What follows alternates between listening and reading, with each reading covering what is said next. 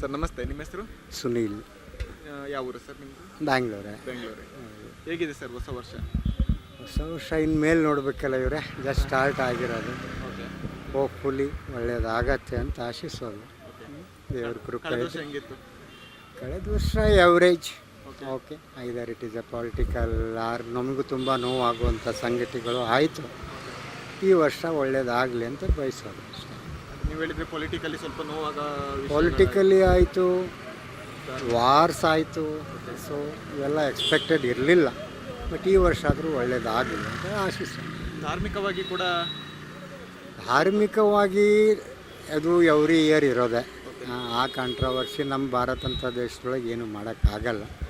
So ಅದ್ರ ಬಗ್ಗೆ ನಾವು ಹೆಚ್ಚಿನ ಒತ್ತು ಕೊಡೋದು ಬೇಡ. ದೇವ್ರ ನಂಬನ ಎಲ್ಲರೂ ಅಷ್ಟೇ. ಅಲ್ಲಿ ಪ್ರಮುಖವಾಗಿ ಧಾರ್ಮಿಕ ನೋಡೋದಾದರೆ ಇತ್ತೀಚೆಗೆ ಧರ್ಮಸ್ಥಳ ಕೇಸ್ ಆಯಿತು. ಅಲ್ಲಿ ಕೆಲವು ಅಪವಾದಗಳು ಬಂತು ದೇವಸ್ಥಾನದ ಮೇಲೆ ಹಾಗೆ ಧರ್ಮಾಧಿಕಾರಿಗಳ ಮೇಲೆ. ಅದ್ರ ಬಗ್ಗೆ ನಿಮ್ಮ ಒಪಿನಿಯನ್ ಏನು?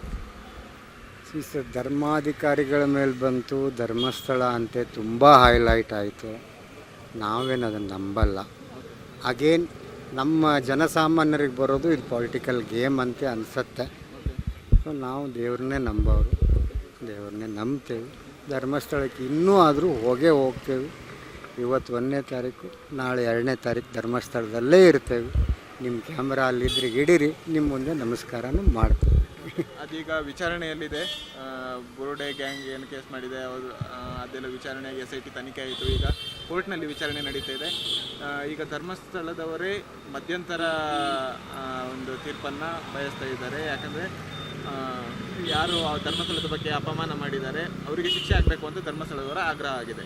ನಿಮ್ಮ ಪ್ರಕಾರ ಸರ್, ಇದರಲ್ಲಿ ನೋಡಿ, ತನಿಖೆ ಆಗಲಿ, ಅವ್ರು ಮಧ್ಯಂತರ ಮಾಡಲಿ, ಮತ್ತು ಗೌರ್ಮೆಂಟ್ನವರೇ ಎಂಟ್ರಿಫಿಯರ್ ಆಗಲಿ, ತಪ್ಪಿದ್ರೆ ಯಾರಿಗಾದರೂ ಶಿಕ್ಷೆ ಆಗಲಿ. ಇದರಲ್ಲಿ ಮಿಡಲ್ ದೇವ್ರನ್ನ ತರೋದು ಬೇಡ ಅಷ್ಟೆ.